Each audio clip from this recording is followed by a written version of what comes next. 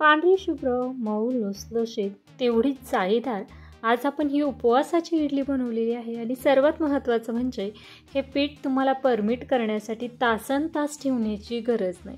अगदी करायला घेतलं आणि लगेचच ही इडली बनवून तयार होते।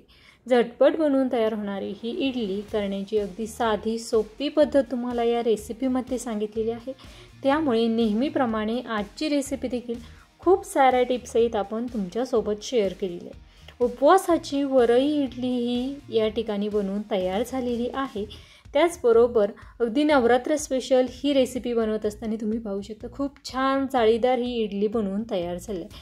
आणि तुम्हाला तर माहितीच आहे कविताच किचनमध्ये प्रत्येक रेसिपी अशाच पद्धतीने भरपूर टिप्स सहित मी तुमच्यासोबत शेअर करत असते। यामध्ये तुम्हाला खूप साऱ्या रेस्टॉरंट, दैनंदिन, टिफिन रेसिपी, नाश्ता रेसिपी, इथून पुढे नवरात्राच्या आणि पूर्ण महिन्यावर दिवाळी फराळाच्या सर्व रेसिपीज पाहण्यासाठी वरील व्हिडिओप्रमाणे कविताच किचनला सबस्क्राईब करा।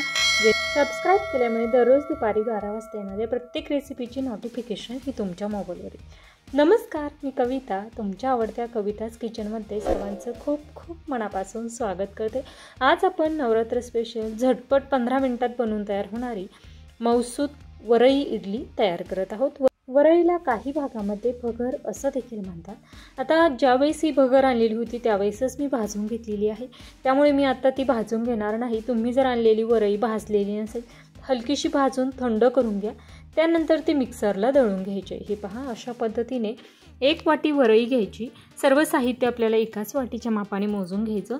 मिक्सर चालू बंद करत ही वरई या ठिकाणी मिक्सरला दळून घ्यायची।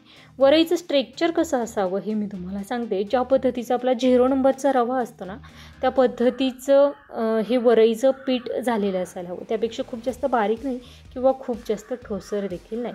त्यानंतर त्याच वाटीच्या मापाने आपण ताक घेतलेलं आहे। ताक घेताना फ्रेश ताक घ्यायचं नाही तर 1 दिवस अगोदर केलेलं ताक घ्यायचं, म्हणजे त्यामध्ये थोडासा आंबटपणा असतो आणि थोडंसं पाणी टाकलेलं आहे। आता या ठिकाणी ताकाऐवजी तुम्हाला दह्याचा देखील वापर करता येईल।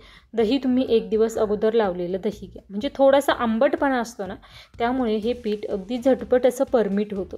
त्यासाठी तुम्ही घेताना 1 दिवस अगोदर बनवलेलं ताक किंवा दही या ठिकाणी घ्या आणि मिक्सरला छान असं आपण हे फिरवून घेतलेलं आहे। बॅटरची कन्सिस्टन्सी महत्त्वाची आहे, त्याचबरोबर बॅटरचं स्ट्रेक्चर कशा पद्धतीचं आहे ते देखील तुम्ही पाहू शकता। छान असं रवाळ या ठिकाणी हे पीठ बॅटर तयार झालेलं आहे।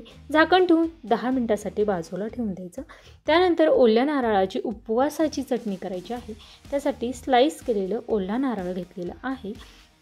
आता या ठिकाणी तुम्हाला शेंगदाण्याची चटणी करायची असेल तरी देखील करू शकता किंवा खोबऱ्याची चटणी कशी करायची ते मी सांगत आहे। या ठिकाणी हिरवी मिरची 1 घेतलेली आहे, अद्रक घेतलेलं आहे। थोडंसं पाणी टाकून ही मिक्सरला जेवढी जास्त घट्टसर ही चटणी दळून घेता येईल तेवढी जास्त बारीक देखील दळून घ्यायची आहे। त्यानंतर ते एका बाउलमध्ये काढून घ्यायचे। आता बऱ्याचशा ठिकाणी उपवासाला कढीपत्ता असेल, कोथिंबीर किंवा जिरं याचा वापर केलेला जातो, त्यामुळे तुमच्याकडे जर उपवासाला हे सर्व खात असतील तर तुम्ही फोडणीमध्ये जिरं, कोथिंबीर आणि कढीपत्त्याचा वापर करू शकता। परंतु आमच्या नगर भागामध्ये याचा वापर केला जात नाही, त्यामुळे फक्त साजूक तूप यामध्ये मिक्स करणार आहे आणि चवीनुसार मीठ टाकणार आहे आणि उपवासाची ही ओल्या नारळाची चटणी या ठिकाणी तयार होते। जर तुमच्याकडे चालत असेल तर तुम्ही त्याची खमंग फोडणी या चटणीवर तुम्ही देऊ शकता, परंतु असे जरी खाली ना तरी ही चटणी चवीला अतिशय उत्तम अशी लागते। छान अशी ही ओल्या नारळाची चटणी या ठिकाणी बनवून तयार झालेली आहे। आता आपलं पीठ देखील छान असं परमिट झालं आहे, खूप जास्त वेळासाठी ठेवलेलं नाही, 10 मिनिटासाठी ठेवलेलं आहे आणि थोडंसं आंबट ताक किंवा दही असल्यामुळे परमिट लवकर होतं। त्यानंतर खाण्याचा सोडा टाकलेला आहे, त्यानंतर चवीनुसार मीठ टाकायचं। बॅटर छान असं मिक्स करून घ्यायचं। तोपर्यंत इडली पात्र छान असं स्टीम करण्यासाठी ठेवलेलं आहे, त्यामध्ये पाणी टाकून गॅस फुल केलेला आहे आणि त्यामध्ये छान अशी दणदणीत पाण्याला उकळी येण्यासाठी ते ठेवलेलं आहे।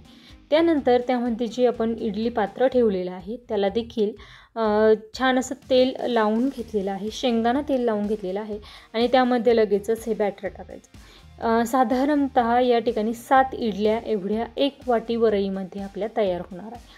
हे पहा, अशा पद्धतीने ज्यावेळेस आपल्याला हे बॅटर टाकायचं आहे त्या स्टेजला गॅसचा फ्लेम हा कमी करायचा, नंतर झाकण ठेवायचं, पुन्हा गॅसचा फ्लेम हा मध्यम करायचा। मध्यम आचेवर 20 मिनिटासाठी ही इडली छान अशी तयार करून घेतलेली आहे आणि तुम्ही पाहू शकता अगदी झटपट इडली तयार झाली आहे। पीठ परमिट करण्याची गरज नाही. तुम्हाला ही इडली मी काढून दाखवते, किती छान झालेली आहे. रंग अगदी पांढरा शुभ्र आलेला आहे.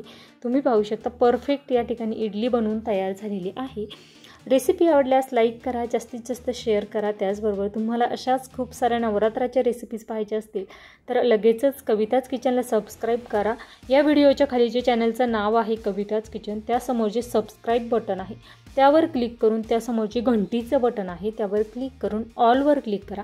म्हणजे दररोज दुपारी 12 वाजता सोमवारपासून शनिवारपर्यंत ज्या सर्व रेसिपीज आपण पाहत असतो, त्याचबरोबर आठवड्यातील काही दिवस आपण लाईव्ह देखील पाहत असतो, त्या लाईव्हच्या देखील सर्व रेसिपींची नोटिफिकेशन ही तुमच्या मोबाईलवर येण्यासाठी आत्ताच सबस्क्राईब करा.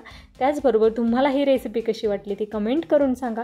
या व्यतिरिक्त तुम्हाला नवरात्री उपवासाच्या आणखीन काही रेसिपीज माझ्या चॅनलवर पाहायला आवडत असतील तर त्या देखील कमेंट करून नक्कीच सांगा आणि कमेंट बाजूला सरकून हाईप करायला विसरू नका. त्याचबरोबर रेसिपी आवडल्यास लाईक करा. तुमच्या मित्रमैत्रिणी नातेवाईकांना देखील जास्तीत जास्त शेअर करा. त्याचबरोबर कविताच किचनचा कांदा लसूण मसाला घ्यायचा असेल तर नक्कीच कमेंट बॉक्समध्ये नक्कीच सुचवा. त्यानंतर तुम्हाला एक कॉन्टॅक्ट नंबर दिला जाईल आणि त्या कॉन्टॅक्ट नंबरवर कॉन्टॅक्ट करून तुम्ही हा कांदा लसूण मसाला घर बसल्या ऑर्डर करू शकता. केमिकल फ्री बनवलेला आहे, पारंपरिक पद्धतीचा बनवलेला आहे. छान असा ढंकावर कुटून शुद्धता राखून हा मसाला बनवलेला आहे. त्याचबरोबर छान अशी आपली ही गरमागरम इडली आणि ही ओल्या नारळाची चटणी आपण डिशमध्ये सर्व केलेली आहे. खूप छान अशी दिसत आहे. त्याचबरोबर ही इडली किती जाळीदार आणि मौसूद झालेली आहे हे मी तुम्हाला दाखवणारच आहे.